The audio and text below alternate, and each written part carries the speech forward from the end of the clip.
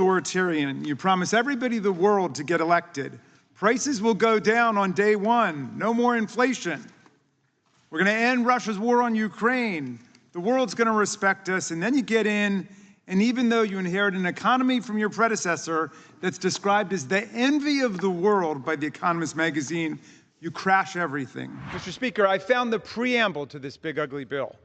We the billionaires in our king, in order to deform and sicken our union, establish injustice, ensure domestic servility, weaken our people's defenses, undermine the general welfare, and reserve to ourselves and our posterity staggering debt servitude for eternity, do hereby instruct the Republicans in Congress to strip 17 million people of their health care, increase co-pays, deductibles, and premiums for everyone else, cut 42 million people off of nutritional assistance, increase the national debt by $4 trillion, trash renewable energy systems, increase our electric bills for the carbon kings, all to weaken and destroy the Constitution of the people of these United States of America. Please include this preamble in the legislative record.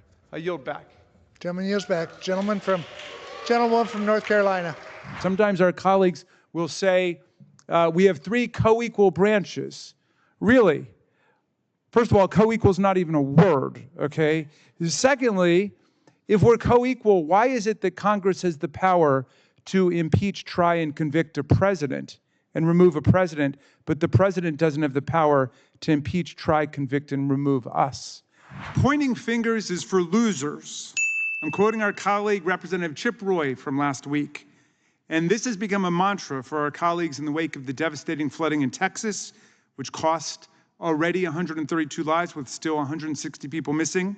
It's now an article of faith among our colleagues that in the age of climate change disasters like Hurricane Helene, which cost 200 lives in North Carolina, or deadly tornadoes in the Midwest, you name it, in the age of out-of-control gun violence, whether in Uvalde or Buffalo or Charleston or Parkland, we should never engage in finger-pointing or casting blame or attributing responsibility to individuals. Although, of course, Donald Trump finger points and casts blame at Democratic leaders, as he did recently with Governor Newsom with the wildfires in California. But in any event, the point is, we don't really want to know which individuals are responsible. We should be addressing the underlying systemic problems like climate change, effective emergency response and planning, or mass gun violence and reducing access to military-style assault weapons, rather than vilifying people and casting blame on a partisan basis. Fine, let's adopt that rule. Finger-pointing is for losers. For this committee, no to finger-pointing, yes to problem-solving.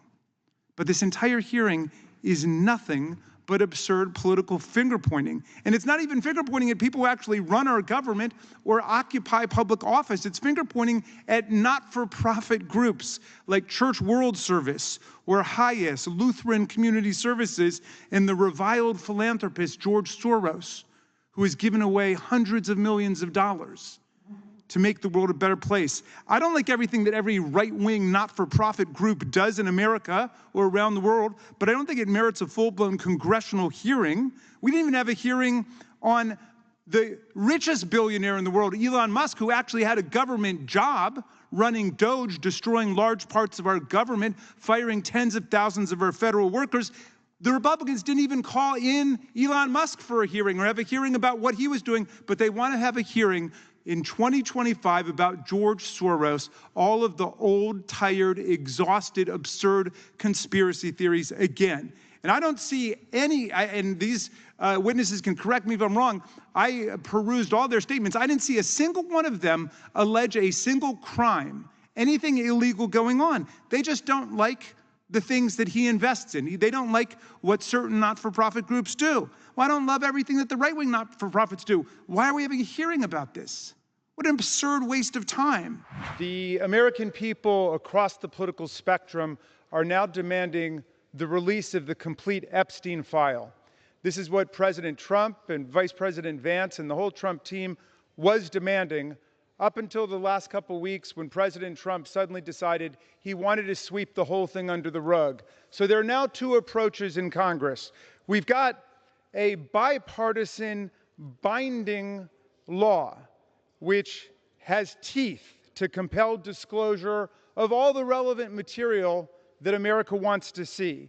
But on the other hand, the Republicans in the Rules Committee just unveiled a meaningless, hortatory, fig leaf, Swiss cheese resolution that has no teeth at all. It doesn't even have dentures. It's all cavities, what they've offered. So we've got a choice now. We can go with a bill that would actually have teeth for enforcement, or a meaningless hortatory resolution that has all the legal force of National Chrysanthemum Month. Now, the original Massey bill asks for a comprehensive release from the Attorney General. And it's binding, which means if they don't turn it over, we can go to court. It's comprehensive. It includes everything from flight logs and travel records to individuals, including government officials, named or referenced in connection with all of Epstein's criminal activities, all of the entities involved. We want to know about all the immunity deals. And it even tries to deter and account for destruction, deletion, alteration, misplacement, or concealment of documents and records. All of that falls out of this fraudulent resolution they've thrown up at the last minute here. There's nothing in there except for a series of qualifying weasel words which are added to give complete unilateral subjective discretion to the Attorney General. Can I have 30 seconds more? To give complete discretion to the Attorney General to decide what should be in and what should be out. So it starts off by saying, whereas our resolution says all documents, records, and communications, theirs says all credible documents, records, and communications. Well, who's going to decide that? Attorney General Bondi, in conjunction with Donald Trump, who today said that a letter that he wrote to Jeffrey Epstein on his birthday, which is published, which says all of the indicia of credibility is not credible. That wouldn't be included. Let's release the real Epstein file. This week's events show how MAGA has turned American justice completely upside down and inside out. Over the last week, we've been talking about a single rogue DOJ employee who unilaterally canceled more than $500 million in Department of Justice grants to local law enforcement and victims' rights organizations and those assisting the victims of rape and sexual assault across the country. That's what right-wing policies do. I would say to my friend, the chair of the full committee, we tried to restore that money. Nobody seems to know how any of this happened, but our colleagues didn't utter a word against our amendment, and yet they all voted against it. What else happened? Well, a 33-year-old January 6 rioter who assaulted our police officers at the Capitol, and he smashed the glass pane through which Ashley Babbitt climbed before she was fatally shot by a Capitol officer, was arrested again yesterday. This time they got him for burglarizing neighbors' homes. This was a guy who was pardoned by President Trump, now robbing houses in Virginia. This Zachary Alam was serving an 8-year sentence after a jury convicted him of 7 criminal felonies and 3 misdemeanors when President Trump granted him clemency as part of the mass pardon of 1,600 insurrectionists and rioters for the thousands of crimes committed on that day. At sentencing, U.S. District Court Judge Friedrich described the testimony of police who recalled Alam as, quote, by far the loudest, most combative, and most violent of the January 6 rioters who attacked the police in the part of the Capitol that these officers were defending. And yesterday, the Trump Department of Justice agreed to pay nearly $5 million to the family of Ashley Babbitt, the rioter who tried to storm the House Speaker's lobby on January 6 after she broke into the Capitol and after the aforementioned Mr. Alam broke that window. The Department of Justice originally took the position that her wrongful death lawsuit brought by her family was wholly without merit, no basis, and that Babbitt's civil rights had never been violated by the police, and that the police officer acted reasonably in defense of members of Congress and in defense of Vice President Pence. A Capitol Police investigation cleared the officer involved, saying his actions at the height of the riot, quote, potentially saved members and staff from serious injury and possible death from a large crowd of rioters who had forced their way into the Capitol, into the House chamber, where members and staff were steps away. In 2023, then House Speaker Kevin McCarthy said, I think the police officer did his job. Now, although Trump's new attorney general is set to give $5 million to the rioters' family, Trump has not proposed to give a penny to the more than 140 police officers injured, wounded, hospitalized, disfigured, and or disabled in their violence, and nothing to their families. He's proposed no money payments to the bereaved family of Officer Brian Sicknick, an Army veteran with 2 tours abroad who died at age 42 here on January 7th, 2021, the very next day after being brutalized by rioters. The decision to give millions of dollars to the Babbitt family and nothing to the families of the police officers who defended this Capitol, who defended us, exacerbates the insult of Speaker Johnson's continuing refusal to hang a simple plaque in honor of the officers who defended the Capitol and the Congress and the Vice President. A plaque mandated by law and now more than 2 years overdue on the West Front of the Capitol. The Speaker's stubborn refusal to respect the law is craven submission to the executive branch, to Donald Trump, who wants to pretend that the rampaging mob that he sent to Congress was made up of patriotic heroes and that the people he pardoned were, quote, hostages and, quote, political prisoners. A hostage is someone who's been illegally abducted by a terrorist group like Hamas and held for a financial or political ransom. A political prisoner is someone like Alexei Navalny or Nelson Mandela, who's been imprisoned for ideological reasons, not for violently assaulting the police or engaging in seditious conspiracy or destroying federal property. But the administration's effort to create big news yesterday was Trump's acting U.S. attorney in New Jersey, a blatantly partisan prosecutor who has bragged about working to turn New Jersey red. Well, she announced her intention to indict our colleague, Congresswoman LaMonica McIver, on charges of assaulting, resisting, and obstructing law enforcement based on the now famous May 9th incident outside of Delaney Hall, an ICE detention facility in McIver's district, where she was conducting a scheduled oversight visit with other members of Congress, including our 80-year-old colleague, Bonnie Watson-Coleman, and the mayor of Newark.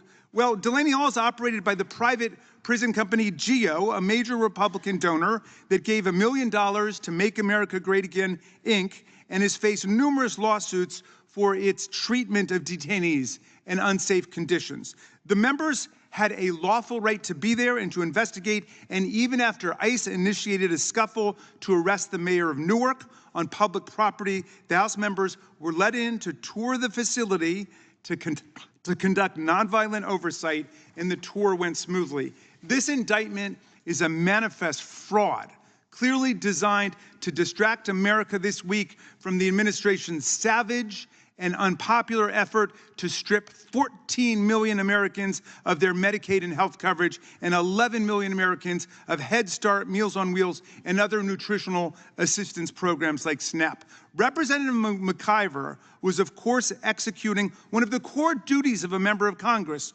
oversight, pursuant to her precise statutory right to enter and visit an ICE facility.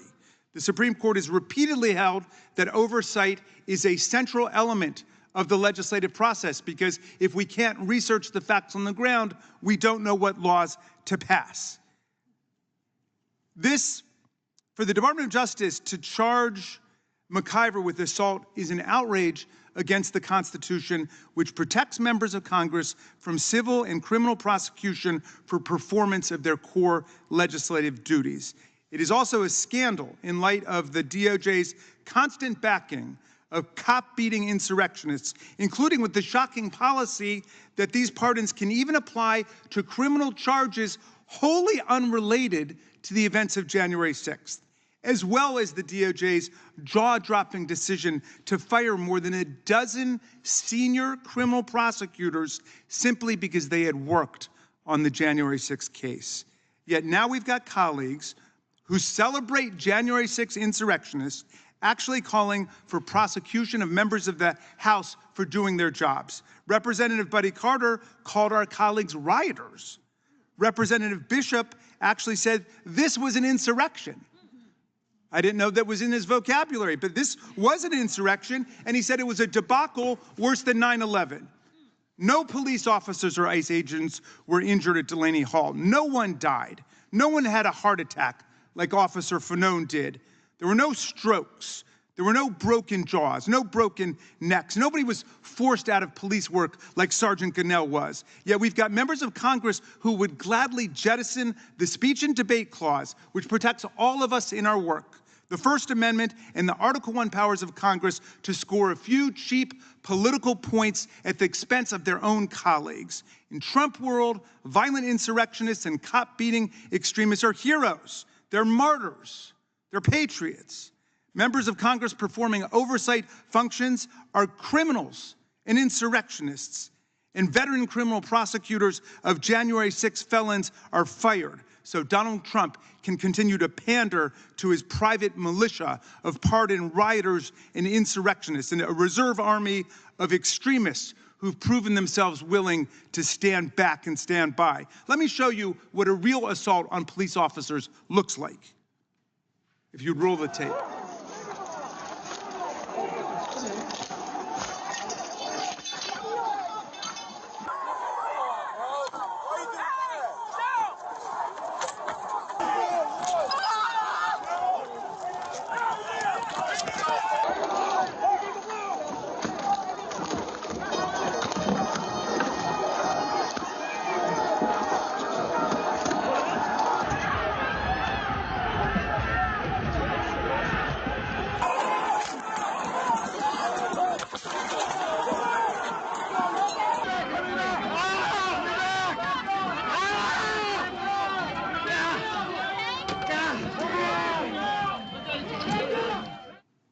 Mr. Chairman, if this is an oversight hearing on ICE and ICE believes a real assault took place in New Jersey, where are they? Why are they not present today? The star of the show is absent, and that, my friends, is no oversight. I yield back. This hearing, if our motto is going to be finger pointings for losers, this hearing is for losers. Because all it is finger pointing at somebody who doesn't even have political power. This is an oversight hearing before the Oversight Subcommittee that's not doing any oversight on the government. Indeed, the Judiciary Committee has not yet conducted a single oversight meeting this Congress with a single government witness. Not one. They've not called Attorney General Bondi. They've not called FBI Director Patel. They haven't even called anybody to talk about George Soros from the government. They won't subject any of their government officials to any cross-examination by this panel. Now, I think this is an absurd waste of our time. Why are we not addressing urgent policy problems like the pervasive nationwide violation of due process and First Amendment rights by ICE and other federal agents who arrive now in unmarked cars, in plain clothes, without badges or arrest warrants, and then snatch people off the streets and send them to a torturer's prison in El Salvador? Do you think the United States House of Representatives Judiciary Committee should have an interest in defending due process? So my colleagues say, you're not for due process for guilty people, are you? Well, yeah, because we don't know if they're guilty until they've gotten due process. That's why due process are the two most beautiful words in the English language. So it separates our rights and our freedoms from arbitrary state power. Why are we not addressing the threats to the security and safety of judges who are working to uphold the rule of law and now are subject not just to slander and defamation and signs all over Congress saying impeach this judge or that judge for standing up for the Constitution, now violent threats, not just to them, but to their family members? Why are we not addressing the mass firing of dozens of experienced crime-fighting federal prosecutors at the Department of Justice who've been fired en masse for the sole reason that they did their job and prosecuted police beaters, violent insurrectionists, and other rioters who attacked the Capitol on January 6, 2021 in order to overthrow a presidential election in the United States of America and attack our Constitution. Why are we not having a hearing about that? We could actually have a hearing. Here's something we could agree on, Mr. Chairman, on a bipartisan basis. Why don't we have a hearing on what the whole country's talking about right now? If you turn on TV and go on the internet, why don't we have a hearing about the continuing suppression and cover-up of the information in the Epstein files, about a child sex ring run by powerful people? The whole country, not just Republicans and MAGA, but liberal Democrats are in an uproar because President Trump, Attorney General Bondi, and their allies in the DOJ and FBI repeatedly claimed in public that the Epstein files have the names of power elite actors involved in human trafficking and sexual abuse of minors with convicted sex offender Jeffrey Epstein, and they promised to release all the information in the name of maximal transparency. Remember that? They said this would be the most transparent administration in the history of the United States. But now they're shouting nothing to see here, sweeping it all under the rug, steadfastly refusing to release the files despite broad bipartisan demand to release the Epstein files after everything they've said publicly. The Democratic members of this committee sent a letter today at 2 p.m. demanding that the president keep his word and release the files to the American people, and that Chairman Jordan call a bipartisan hearing where we can work together to get to the bottom of this. How about a hearing on that? Do any of my colleagues want to talk about that, or does everybody want to talk about George Soros? I'm curious to know which of my colleagues support our call for a bipartisan hearing on the Epstein files. So here we are at this utterly pointless hearing, spinning absurd, discredited conspiracy theories, again about George Soros. And again, I don't see a single claim of any criminality or illegality taking place. They don't like the guy's politics. I can find you 50 right-wing billionaires whose politics I don't like. So what? What an utter absurd waste of time this is. And it's an attempt to change the subject, obviously, from what America wants to talk about now, which is why, after promising for all of these years to release the Epstein files, will President Trump not release them? And we know they were friends, and we know they hung out, and we know there are all these pictures together. We know that Michael Wolff, Trump's biographer, said he saw photographs of Donald Trump and Epstein with minor-age girls. Well, where does that leave us? That doesn't look good if they then cover up all the information. Come clean and release the information, as the Republicans have repeatedly promised to do. So I look forward to hearing if there's any allegations of criminality or illegality. They should be turned over immediately to the Department of Justice today. Otherwise, this hearing, I'm afraid, Mr. Chairman, is for losers. It's about finger pointing at people who don't have any governmental power at all. It's old, recycled allegations, and we're not advancing the ball on anything. At the very least, the Judiciary Committee should be demanding that the Epstein files be made public. That is a bipartisan agenda. At least I thought it was. And if something has changed, please let me know. But I thought that we were all for that together, and we should move on that today. Thank you, and I yield back. Mr. Ranking Member, I thank you for your testimony and fundamentally disagree with you on everything. Without objection, all other opening statements will be included in the record. And we're now going to introduce today's... And please elaborate if you would, Mr. Chairman. I'm happy to hear it. I don't want to hold up the whole hearing, so it would take a considerable amount of time. It really would. And I want to give these fine gentlemen a chance from both sides of the aisle to place their testimony into the record. But we certainly could do that, and we may as we move along. The framers, the founders, were most seriously afraid of a president who would act like a mad king, drunk on power, avaricious and determined to take all other powers unto himself. Madison, in the Federalist Papers, defined tyranny as the collapse of all powers, legislative, executive, and judicial, into one power. That was the very definition of it. Well, Section 2 names the president commander-in-chief, not of the country, not of the government, but of the Army and Navy and the militias in times of actual service. So what is the core job of the president? the core job of the president is to take care that the laws are faithfully executed. In other words, take the laws that have been passed by the House, by the Senate, signed into law by the president, and execute them, implement them. The president gets his powers only from two places, the Constitution says, and the Supreme Court has repeatedly reaffirmed. The president gets his power either directly from the Constitution or directly from a grant of Congress. And that's it. That's the whole meaning of the Supreme Court's decision in the Steele seizure case in 1952. There are no other powers that the president gets just by virtue of being the commander-in-chief or being the president.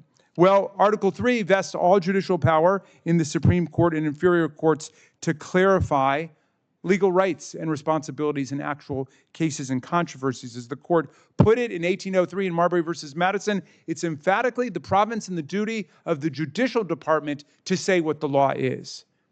No, Vice President Vance, it's not up to the president to define what the limits are on the power of the president. That's up to the Supreme Court. That's the whole meaning of judicial review in Marbury versus Madison. As Senator Durbin says, we must defend the independence and the integrity and the security of the judicial branch of government. And when 4 federal judges, 2 of them appointed by Democrats, 2 of them appointed by Republicans, struck down Donald Trump's executive order purporting to nullify birthright citizenship under the Constitution, a number of our colleagues in the House began to call for the impeachment of these judges without explaining what they had done wrong, without explaining any fallacy in their analysis, just calling for their impeachment. There have only been 15 federal judges impeached in all of American history by the Congress of the United States. And it's always for corruption or bribery or income tax evasion.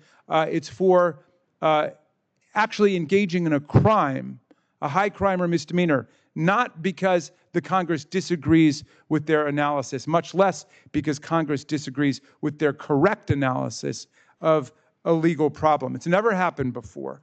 The Bill of Rights was added to protect the rights and freedoms of the people against abuse by the government, whether it's a Congress passing laws that infringe on liberty, or a president making up laws, usurping congressional powers, or violating constitutional rights, or indeed states trespassing the rights of the people. Now, here's the amazing thing. The framers understood, like Lord Acton, that power corrupts and absolute power corrupts absolutely. And so they arranged a constitutional system where power would be vertically divided, shared and distributed between the federal government and the states and localities, as well as horizontally distributed among the legislative, executive, and judicial branches of government. And the branches would check one another's abusive ambitions, and the people would exercise their freedoms of speech, press, assembly, petition of government, and so on to counterbalance the tyrannical propensities of government generally. We're in a dramatic constitutional confrontation today where every facet of the framers' design has been activated to try and save constitutional democracy and freedom. From the day he took office, Trump has tried to exercise powers like a king, trampling the rights of the people, usurping the powers of Congress, denouncing judges and threatening to defy the rulings of courts, and violating the legitimate authority of states and their elected officials. Last Saturday, June 14th, which was Flag Day and the president's birthday, he chose to stage a $45 million military parade in the streets of Washington. In response, at least 7 million anti-monarchical Americans assembled in over 2,000 protests in cities and towns across America for the unveiling of No King's Day, a magnificent demonstration of the inextinguishable resiliency of popular constitutional democracy in the face of dictatorial designs against the people. But the people marching in the streets from Philadelphia to Los Angeles, from the boundary waters of Minnesota to New Orleans, are not alone in this process. They reflect a powerful constitutional opposition in motion. Political leaders at the state level are fighting back in court along with their allies in Congress, and we are winning this fight every day in courtrooms across America. More than 328 lawsuits have been filed since Donald Trump, Stephen Miller, Pete Hegseth, Marco Rubio, and Elon Musk took office, and federal courts across the land have remarkably issued 197 preliminary injunctions or temporary restraining orders against this reign of lawlessness. The witnesses before us today, the attorney generals for the people of Massachusetts, Minnesota, New Jersey, and Illinois, are leaders in the fight for the Constitution and federal laws that have been abandoned by the president.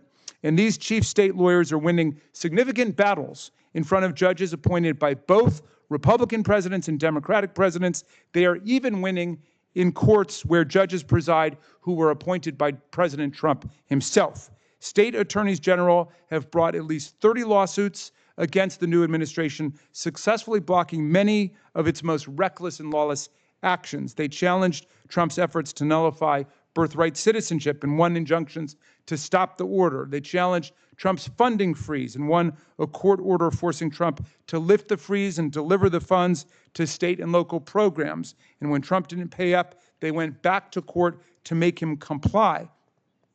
They challenged DOJ's unconstitutional gathering of private data on millions of Americans, and just a few weeks ago won a ruling that will allow the suit to move forward. They sued when the administration tried to claw back billions of dollars in public health money and won an injunction against the rescission so that these funds would be delivered to the people of the states and localities. They sued to stop Trump's policies to dismantle voting rights and won a temporary injunction against major portions of his order requiring every citizen in America to prove their citizenship every time they go to vote.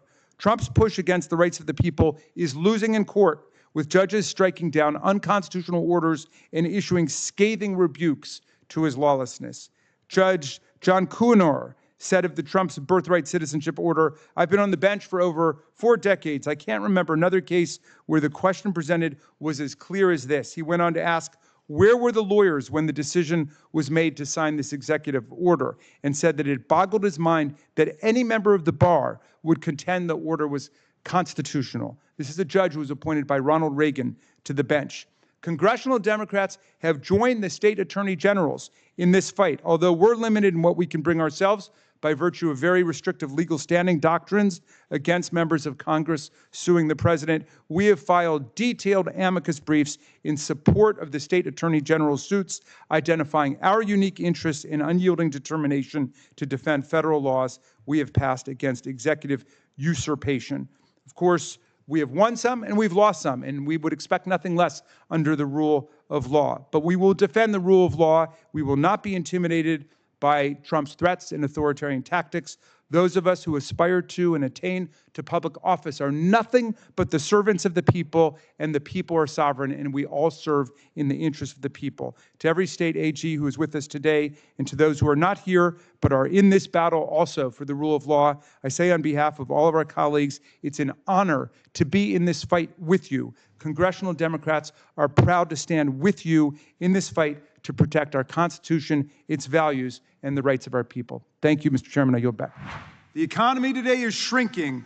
The stock market is sinking. Inflation is soaring. $7 trillion in American retirements and wealth has been destroyed. You've plunged us with your imbecilic tariffs into a trade war with the whole world, except, of course, for your bosom buddies in Russia. So now, only 100 days in, with 100 unforced policy blunders, you're the most unpopular president at this point in your presidency in more than 80 years. Barack Obama stood at 69% in the polls. Ronald Reagan was at 73% in the polls. Truman was 87%, and Franklin D. Roosevelt, 68%.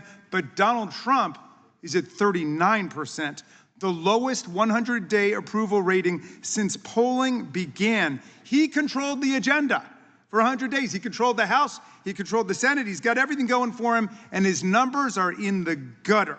So now he reaches back into the authoritarian playbook. Go back and please the wealthiest people and corporations in the country.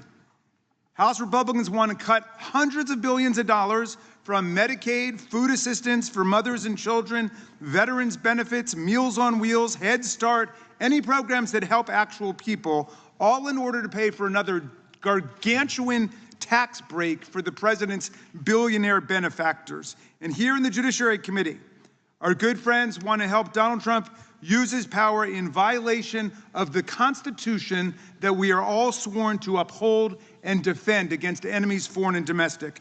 Every day, the administration uses immigration enforcement as a template to erode constitutional rights and liberties. They round up people in the street and disappear them to the torture prison of a foreign dictator without 1 minute of due process, sweeping up completely innocent people who have no criminal record and no criminal charges, in the midst of other people who may have criminal records and criminal charges and should stand prosecution for them if they do have charges against them. They're stripping college and graduate students at American universities of their visas for writing op-eds that the administration disagrees with. They invoke emergency wartime powers like the Alien Enemies Act to fight a military invasion at the border while telling us that the border has never been safer than it is right now. My colleagues say all these measures are necessary to deport gang members, violent criminals, the worst of the worst. But they're not targeting the worst of the worst. They're arresting judges now. They're using federal agents to round up law-abiding members of the community with no criminal records, parents of American children, husbands and wives of American spouses, people who have not been shown to pose any public safety threat at all. They're breaking into cars to arrest mothers as their children's watch in terror. They're arresting people who are coming in for their citizenship interviews. They're staking out people's homes and trolling through IRS taxpayer data in search of tax-paying people to deport. Look, we know how to remove people from the country who should not be here. President Biden's administration did that. We know how to do it legally, consistent with the Bill of Rights and the Constitution. But the Trump administration has discarded the rule of law. If he can sweep non-citizens off the street and fly them to a torturer's prison in El Salvador with no due process, he can do it to citizens too. Because if there's no due process, if there's no fair hearing, you've got no opportunity to object. And indeed, several American citizen children, including one with cancer, were flown to Honduras last week with no due process, as a Trump-appointed judge in Louisiana found. Now the courts have issued more than 95 preliminary injunctions and temporary restraining orders against this reign of lawlessness. But Republicans want to enable President Trump to keep going. This Judiciary Committee bill seeks to strip the courts of their power to hold an administration in contempt when the president violates explicit judicial court orders. And it doesn't stop there. While they try to defund the courts, they're forking over an astonishing $81 billion to the administration for more of these immigration roundups. The legislation includes a whopping $45 billion for ICE on top of its annual budget of $9 billion for family and adult detention centers alone. This bill is a blank check to the administration to do more of what we've already seen. And to make matters worse, as they race to spend more than $81 additional billion on this, Trump's own DOJ is terminating hundreds of millions of dollars in existing grants. They're cutting funding for county, state, and local law enforcement. They're cutting funding for opioid addiction treatment programs. They're cutting funding for crime prevention, and they're cutting funding for victims of rape, sexual assault, and violent crimes. The grants being cut support local police in solving and preventing crime. They help the survivors of abuse and assault navigate the legal system, and yet they're being wiped out by the Department of Justice. They're also trying to handcuff the agencies that work to make sure our food and drugs are safe and our air and water are clean. The REINS Act is buried in here. It would prevent the government from enforcing our civil rights, protecting workplace safety, and guarding against misconduct by banks. It would require both houses of Congress and the president to approve every major rule from our agencies to take effect, virtually guaranteeing no effective regulatory action on any subject. They've also tucked the Midnight Rules Relief Act in here, which would allow Republicans to bundle hundreds of regulations all together into a single package and vote them down on a single jumbo resolution, which would be used to hide the most destructive deregulatory votes among dozens of others, completely burying it in darkness. Look, This version of an authoritarian America is not what the American people want. Please take note. This is why Donald Trump's polling numbers are in the gutter and an historic low. This is not what the American people are looking for. We urge our colleagues to walk back from the brink here to support many amendments we plan to offer today that will save us money, that will actually address the real problems of the country, and that will protect the constitutional rights and freedoms that we cherish so much in America. This is a test. Are we going to stand up for the majority of the American people, for our Constitution and our Bill of Rights and the freedoms we fought for, or are we going to stand with a president who wants to throw it all away? Thank you, Mr. Chairman. I yield back.